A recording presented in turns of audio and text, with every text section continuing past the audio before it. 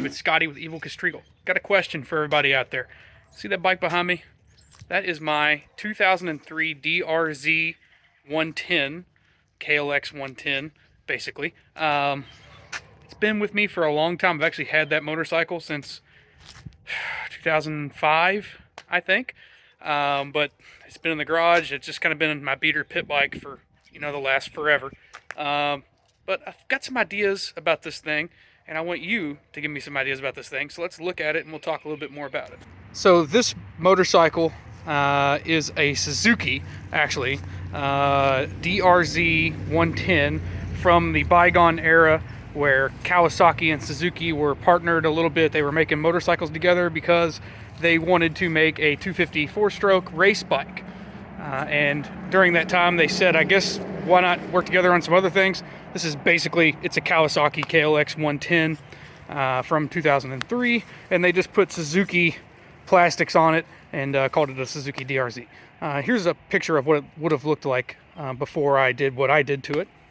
So obviously, I made this motorcycle look like a Honda way back in the day. I'm going to say around 2005 because I was racing Hondas in that era. And wanted this bike to look exactly like it. I actually had this exact livery on my race bikes back in 2005, 2006. So shout out Osmods and Finish Line Motorcycles there, and a couple other of those companies you see there.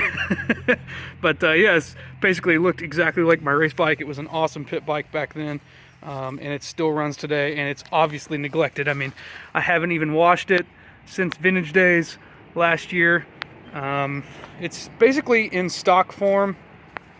I did, if I remember right, it's been so long, but I did put stiff fork springs in this, I believe, and heavier weight fork oil. Of course, I weighed 165 pounds back when I raced, and I weigh a lot more than that now, unfortunately. So this bike is way too soft for me. I think I need to put something different up here on the forks. I don't know if I go full inverted fork or if I just maybe put the dampening rods, make it a little bit taller and put some heavier fork oil in that. Let me know in the comments what you think. Definitely going to need some handlebars. And the shock, this is an aftermarket shock. Again, this is from like 2005. God, look how dirty it is up in there. So no adjustment really on that shock. It was just a little longer and stiffer, but it's since blown out. Other than that, we've got a stock air box on this thing, pretty much fully stock. I did put the headlight on it last year, actually, for vintage days. Other than that, this is exactly how it was in 2005 when I bought it, other than what I did to it. And if you've ever questioned the reliability of these types of motorcycles like the Kawasaki KLX 110, let this bike be a standing example because it has been neglected. Oil changes, yes. Oil changes, a lot of them, no. Definitely was thrashed back in the day. Again, when I was racing, we did some crazy stuff on this thing. Actually, I mean, me and my friend Corey, who you've seen some of the downhill mountain bike videos, we used to like jump his dad's bass boat on this thing off of a homemade freestyle ramp.